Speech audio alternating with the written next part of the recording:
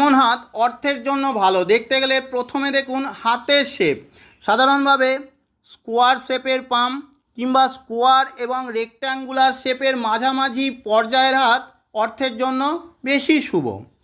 খুব লম্বা হাতের ব্যক্তির হাতে অনেক শুভ চিহ্ন থাকলে সে হয়তো সফল হতে পারে, কিন্তু খুব ধনী সম্পদশালী সাধারণত এরা হয় না। খুব মাংসলো হাতও অর্থের জন্য বিশেষ শুভ না, আবার খুব শুকনো মাংসহীন হাতও অর্থের জন্য ভালো না। আবার এই হাতের মতো হাতের সব কটা পর্বত একদম ফ্ল্যাট, কোনো রকম গোল ভাব নেই, সাধারণত এরা ধনী হতে পারে না।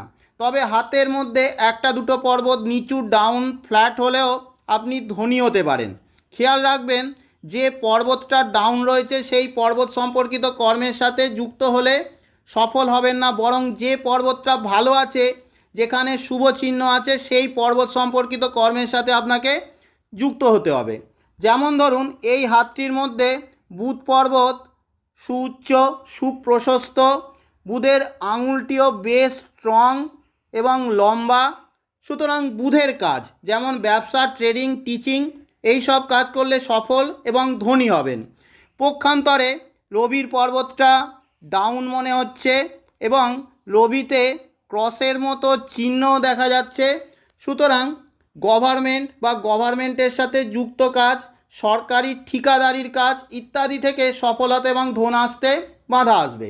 এছাড়াও হাতের এই মাঝামাঝি জায়গাটা যদি সুপ্রশস্ত থাকে, বেশ বড় অনেকটা জায়গা জুড়ে থাকে, খুব ডাউন না আবার খুব উঁচুও না, এমন মানুষের হাতে অর্থ টিকে যায়।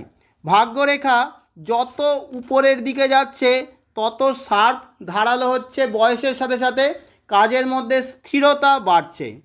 হাতের মধ্যে অনেকগুলো ঊর্ধ্বমুখী রেখা, যারা নিচ থেকে উপরের দিকে যাওয়ার চেষ্টা করছে, অর্থাৎ কর্ম এবং অর্থভাগ্য ভালোর দিকে যাচ্ছে। এছাড়াও কিছু কিছু চিহ্নকে আমরা ধনপ্রদায়ী বলে থাকি, যেমন ধরুন ফিস, মৎস্য চিহ্ন, শঙ্খ চিহ্ন, অন্তত দুটি পাপড়িযুক্ত পদ্ম চিহ্ন, ধনপ্রদায়ী চিহ্ন।